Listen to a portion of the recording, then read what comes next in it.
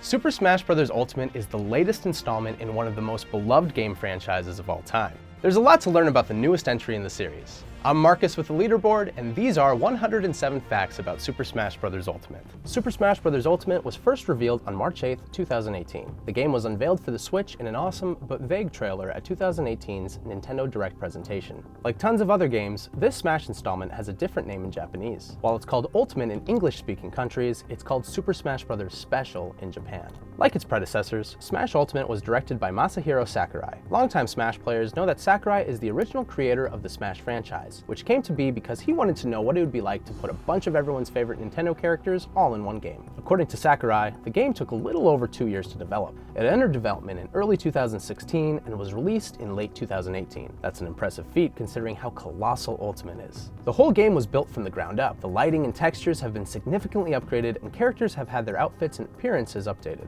One of the companies behind the development of Ultimate was Bandai Namco. Bandai Namco already has a background in Smash games, having worked on Super Smash Bros. For Wii U and on Smash for the Nintendo 3DS. They even got some help from the community. Competitive Smash Bros. Players were recruited to help with Ultimate's development. 9B, Amza, Renai, and Earth are considered to be the best in the world at their respective main characters. They helped with playtesting and quality assurance checks, and their names can be found in the game's credits. Unsurprisingly, making Ultimate was a daunting task for the dev team. So daunting, in fact, that when Sakurai outlined his plans to them, he was met by gasps of surprise followed by dead silence. And I don't blame him. From the beginning, the team knew how many characters there would be in the game. No character was ever added or removed after that point, so their work was cut out for them at the starting line. Sakurai said that picking characters wasn't easy. He referred to the process as stressful, almost to the brink of death. The game isn't called Ultimate for nothing. Every character that's ever been in any Smash game is playable in Ultimate. Yes, every single character. This also includes third-party characters such as Ryu, Cloud, and Bayonetta. And unlocking them is now as simple as playing the game. No cryptic criteria here, and I'm looking at you, Melee Luigi. Unlocking characters with Classic Mode is a bit more streamlined than unlocking them by other means. Characters can be unlocked in a very specific order. Samus leads to Inkling, leads to Wii Fit Trainer. Mario leads to Sonic, leads to Bayonetta, and so on. Unlocking characters this way takes significantly less time than unlocking them through the story mode. The first 8 characters available to play in Ultimate are the original lineup from the 1999 Smash on Nintendo 64. Mario, Donkey Kong, Link, Samus, Yoshi, Kirby, Fox McCloud, and Pikachu. And don't forget about the 4 unlockable characters from the original Smash: Captain Falcon, Ness, Jigglypuff, and Luigi. Together, these 12 original characters have been in every single Smash game since the beginning. But while some things remain the same, characters have seen a number of changes too. For starters, you'll notice that the cast is a lot more expressive when trading blows. The development team often exaggerated the personality traits and expressions of the characters. For example, now when DK's giant punch is fully charged, he looks furious. Every character, other than Mii Fighter of course, has 8 different costume options. Some options are just different colors, but some are different outfits altogether, like Mario's dapper White Odyssey tuxedo. It's nice to see nods to the character's history in some of the costumes. Despite the tux, Mario's moveset was not changed in Ultimate to reflect his various moves and abilities from Super Mario Odyssey. However, he will be wearing Cappy, who can be seen during specific moves. When you use Mario's up special, Super Jump Punch, sometimes the purple coins from Odyssey and the Galaxy games will come out. In contrast to Mario, Link's design for Ultimate reflects his newest iteration. His outfit incorporates the blue tunic and Sheikah Slate from Breath of the Wild. Link also has a move inspired by Breath of the Wild added for this newest Smash game. Much like the powers granted to him by the Sheikah Stone, Link can use a remote bomb in Ultimate. Link's special moves aren't the only thing that have been tweaked for Ultimate. His sword is longer this time around in order to reflect its appearance in the latest Zelda game. If you're a fan of Link, you've definitely got your pick of the litter now. With Link, Toon Link, and Young Link available as completely separate fighters, surely one will appeal to your adventuring, sword-swinging tastes. With all of these Links running around, it's time for Ganondorf to actually use that big sword of his, instead of just taunting with it or flaunting it in his victory pose. He's come a long way from being a Captain Falcon clone, and now Ganondorf feels brand new with his sword as part of his normal moveset. At least Zelda will be able to tell Ganondorf off. She talks in the World of Light story mode. Outside of Breath of the Wild, this is the only other time we've heard Zelda speak. And to know, the CDI games do not count. And for the first time in Smash history, Marth speaks English. Nintendo touted this new touch, but the change has left some fans yearning for the Japanese voice they've come to know over the years. Sheik, Zelda's alter ego from Ocarina of Time, also appears in Smash Ultimate. Her outfit is lifted entirely from Link's Sheikah set armor in Breath of the Wild, featuring everything from the eye symbol to the hoof-toed socks. The Pokemon Trainer character returns for Ultimate and is a bit more inclusive this time. Just like modern Pokemon games, players can choose either the male or female version of the trainer. They also have a callback to other Pokemon games. The male version has 2 different color palettes that reference the colors of the Gold and Silver and Diamond and Pearl male trainer, while the female version skins reference the clothing colors from Ruby and Sapphire and Black and White. Pikachu wears many hats in Smash Ultimate, but perhaps the most exciting costume it dons is that of Pikachu Libre from Omega Ruby, Alpha Sapphire, and Pokken Tournament. Some enterprising data miners have figured out a surprising fact about Pichu of all things. According to Twitter user Kuragane Hammer, Pichu had its fall speeds ripped straight from Melee, as opposed to it being tweaked at all for Ultimate. The Mii Fighters also get some changes. In Smash 4, the Brawler, Sword Fighter, and Gunner characters were all under a single slot as the Mii Fighter, but in Ultimate, they've been split into their own characters. Still, the Mii characters remain as customizable as ever. Aside from a plethora of costumes, Smash Ultimate features 12 different voice options for the Mii Fighter character. Mr. Game & Watch has had a funny detail added into his animation for particularly discerning players. He still juggles his opponents for his throw moves just like he has in past games, but the ball he juggles is the stock icon for the target character. But not all of Game & Watch's changes are so lighthearted. One of his moves, as well as his spirit character, is a reference to the 1982 cowboy video game Fire Attack, where the player defends a wooden fort from negatively stereotyped Native Americans. In Ultimate, Mr. Game & Watch originally wore a feather on his head during the move. Lots of players felt that this was an insensitive portrayal, so Nintendo removed the animation in an update. Rejoice everyone! For Ultimate, Solid Snake is voiced by David Hayter again, just like he's supposed to be. Hayter voiced Snake in all other past Smash games, at least the only other one he's in, Brawl. Unfortunately, all of Snake's codec conversations are recycled from Brawl, and no new lines have been recorded. You still can't play as him, but Toad has received a minor change in his, let's say, characterization for Smash Ultimate. Since Melee, Princess Peach has used Toad as a meat shield, yanking the poor guy out of nowhere. However, now Toad willingly puts himself on the front lines to protect her highness. Kirby has had a couple of new forms added for Ultimate. In his Ridley form, he wears a cute little headpiece modeled after Ridley's head, and as an Inkling, he wears the same squid-shaped hairstyle with bangs as the female Inkling. Oh right, Ridley is in Smash. Ridley is in Smash! After so many years of being conspicuously absent, Ridley has finally joined the roster for Smash Ultimate. Fans have often clamored for him to be included, and the development team finally made it happen.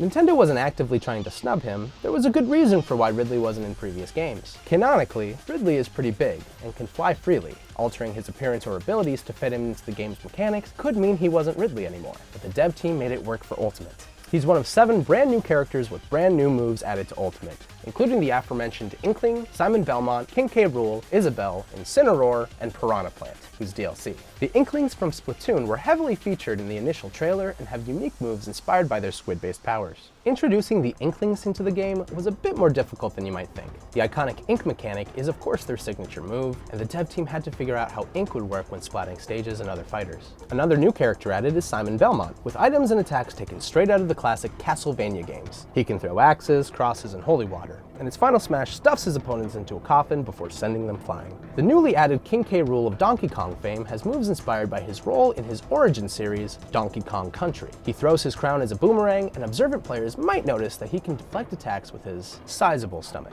Incineroar from Pokemon Sun and Moon wasn't part of Ultimate's original lineup. According to Masahiro Sakurai, after Sun and Moon were released, the development team opted to leave a spot open for a new Pokemon fighter on the roster, and it ended up going to everyone's favorite Suplexing Tiger. There are even more new Pokemon waiting in Pokeballs. Go ahead, throw a Pokeball and cross your fingers that one of the new Pokemon will come out, like Mimikyu, Alolan Vulpix, and Alolan Exeggutor. Just hope that it's not Goldeen. It's still hanging around, disappointing us after all these years. In addition to the fully fledged new fighters, there have also been several Ekko Fighters added to the roster. Ekko Fighters are essentially clones of other characters. On the surface, they play identically to their base characters, but some have slight variations. Think of characters like Lucina and Dark Pit. They've been reframed as Ekko Fighters for Marth and Pit respectively. Dark Samus is Samus's Ekko Fighter. Her moveset is a heavier hitting and more corrupted looking version of regular Samus's moves. Just like the old days of Street Fighter, Ken plays nearly identically to Ryu as his Ekko Fighter. However, there are some subtle differences. For one, Ken moves slightly faster than Ryu. His Tatsumaki kick does smaller, multiple hits as opposed to Ryu's launching one hit. Also, if you do the manual DP motion input, Ken's Shoryuken will set his opponents ablaze. No longer a cameo in Robin's final smash, Chrom joins the battle as Roy's Ekko Fighter. Unlike Roy, Chrom's sword doesn't have flashy flame effects. His up special functions closer to Ike's, and you can hold his neutral special as long as you want without it blowing up in his face. The major difference between the Belmont boys is their down special, Holy Water. Sure, Simon's is red and Richter's is blue, but there's there's more to it than that. Simon's Holy Water has fire properties, so it'll detonate explosive items and Lynx bombs. On the other hand, Richter's Holy Water is aura, so while it won't set off any dormant bombs, it will eviscerate Olimar's red Pikmin. Those red Pikmin can pass through Simon's fire like it's nothing. Really, the only Ekko Fighter that is almost identical to their base character is Daisy. Aside from some technical hurtbox differences, she plays exactly like Peach. Only her aesthetics are different, including animations, a blue toad, and move effects with more, well, daisies. Of course, not everyone made it onto the roster. As you might have noticed, Waluigi is not playable in Smash Ultimate, just making an appearance as an assist trophy once more. Feverish memes aside, fans speculated about his inclusion after noticing 2 chairs behind Sakurai during a Nintendo Direct in August 2018. One chair was purple, and the other was yellow, 2 colors associated with Waluigi. If that sounds like a stretch,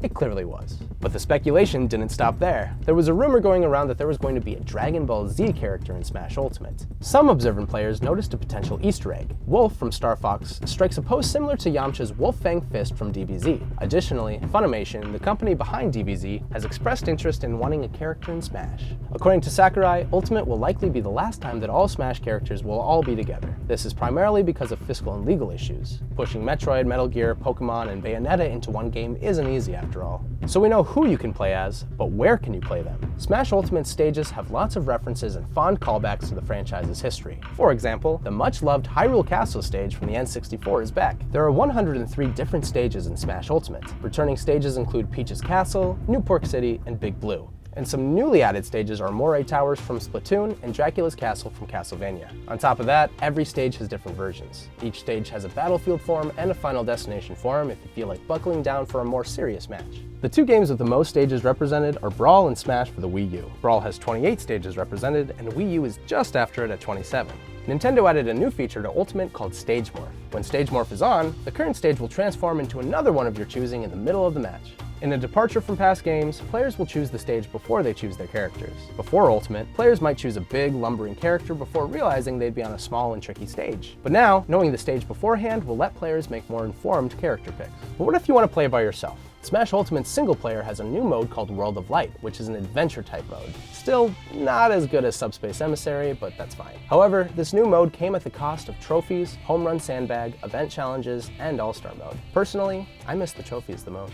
In World of Light, players explore an expansive new world while completing challenges. Only Kirby is available at the start, but players can unlock more characters and more of the map as they go on. There's an in-story reason for why he's the only available fighter at the beginning. Because of Kirby's Warp Star, he's the lone survivor of the cataclysmic event that trapped the other players, and not because he was created by Sakurai or anything. The World of Light mode allows players to equip new collectibles called spirits. They grant players abilities that will help with challenges. If a player doesn't want to pick their own spirits, they can also auto-pick spirits that are most appropriate to the challenge. Another new mode added to Ultimate is called Smashdown. Characters used in the previous battle become unavailable, so each new round requires a new fighter. Players have to get creative with their strategy because they can't keep using their mains over and over again. There's also a new training mode in Ultimate with an exclusive grid stage. That's good news for Smash newbies, but there's even value there for the veterans. The grid displays launch distance and trajectory according to damage dealt, and even factors in the weight of the fighters. Like in Smash's past, players can pick which items are available during a match. This means any items can be forbidden or permitted, and yes, there can be a match where all you use are banana peels. Even if items are turned off, certain characters have special items baked into their moveset. Characters like Link, who throw bombs, or Peach, who throws vegetables, can still generate those items no matter what. And we can't talk about items without talking about a ridiculous glitch with the assist trophy item.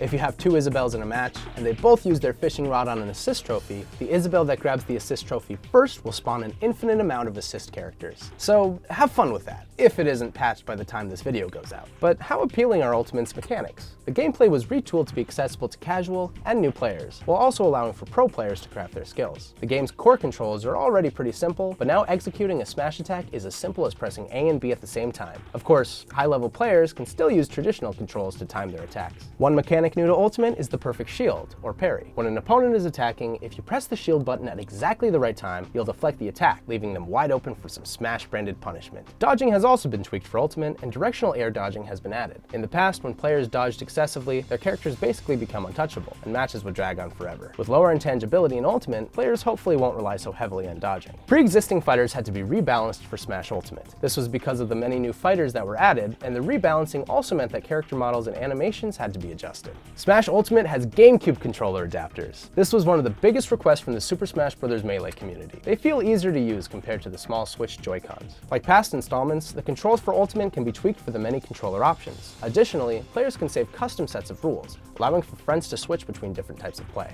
Lots of gameplay aspects were changed for Smash Ultimate to make it easier to see what happens in battle. Characters with consumable powers, like Robin's tomes, will have visible gauges so that players can see how much longer they can be used. Another new function has been added to the interface of Smash Ultimate to improve quality of life for players. When a fighter is off-screen but not eliminated, a small box will appear that shows where they are in relation to the stage and their opponents. Newly added to Ultimate is that the player with the most kills will flash with light during a timed match. Of course, this just makes them a nice target for other players. One weird change is that Ultimate forgets the character and color players choose after each multiplayer match, thus forcing players to choose again. It's not too annoying, but it's a strange regressive choice that makes it less convenient than Smash's past. Hopefully, this gets patched soon. Some characters in Ultimate now take water damage. Incineroar and Charizard, for example, can't be in water because they're fire-type Pokemon. The Inklings from Splatoon evolved to live on land and can't survive in water, so they take damage as well. And scientifically speaking, water thins ink, so there's that. Charizard players should be careful not to let it fall into a stage as water. As mentioned before, he's a fire type that won't do well in H2O. But heartbreakingly, Charizard also fights to keep his tail in the air if this happens. Any Pokemon fan knows that if a member of the Charizard line has their tail flame go out, they'll die.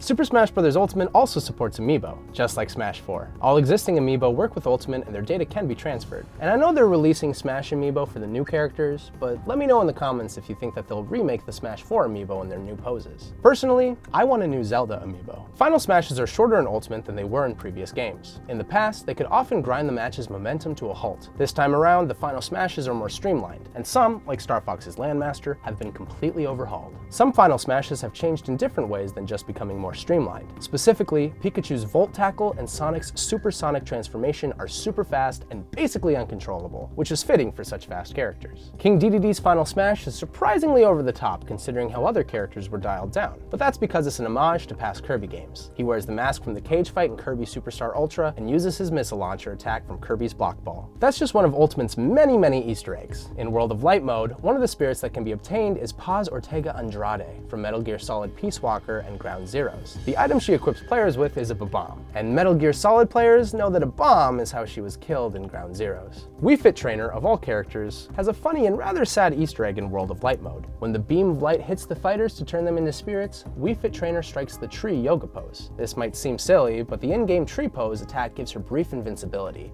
so she's really just trying to avoid being annihilated. Pit from Kid Icarus has a hilarious voice line that fans of his games might recognize. If Pit gets star KO'd, he'll scream, "I never learned how to read!" as he tumbles away from the stage. This is a reference to a very non-sequitur joke from Kid Icarus Uprising. At one point, it looks like Pit's falling to his doom and yells this as a last regret.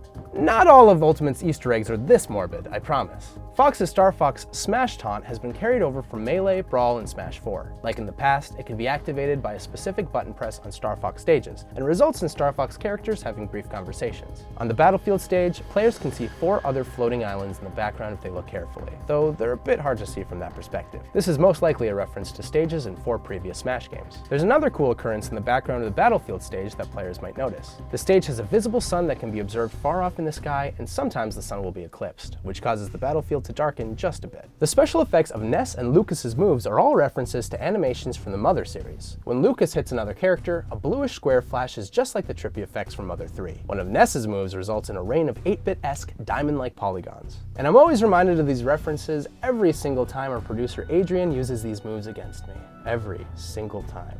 Another cool tidbit, Ness's yo-yo now says Super Nintendo 2018 on it. Since the original Smash, Ness's yo-yo has had the release year of the latest Smash. Ridley has a surprise that sharp-eyed fans might spot during his final Smash. In the background during the move, Samus's ship can be seen exploding, much to the joy of Ridley. While Ridley is bringing down Samus's ship, Ultimate's soundtrack brings down the house. Overall, there are over 28 hours of music in the game. The soundtrack for this game contains over 900 different songs. Players can make playlists of all their favorites, or you can just listen to the same one over and over again like I do with Sonic Heroes. Let us know your favorite in the comments below. The songs in Smash Ultimate are from almost every IP represented in the game, but some get more attention than others. For example, Castlevania has 34 tracks in Ultimate, and Street Fighter has 30, whereas Final Fantasy VII only has 2. The composer's preferred songs were favored when Sakurai and his team were selecting tracks to include in Ultimate. Castlevania and Mega Man were particularly liked by the composers. Like lots of modern games, Ultimate required a Day 1 patch. According to Sakurai, it's necessary to make sure that the replay function works properly. In addition to the game's already massive roster, Smash Ultimate is getting even more characters added added for players to choose from.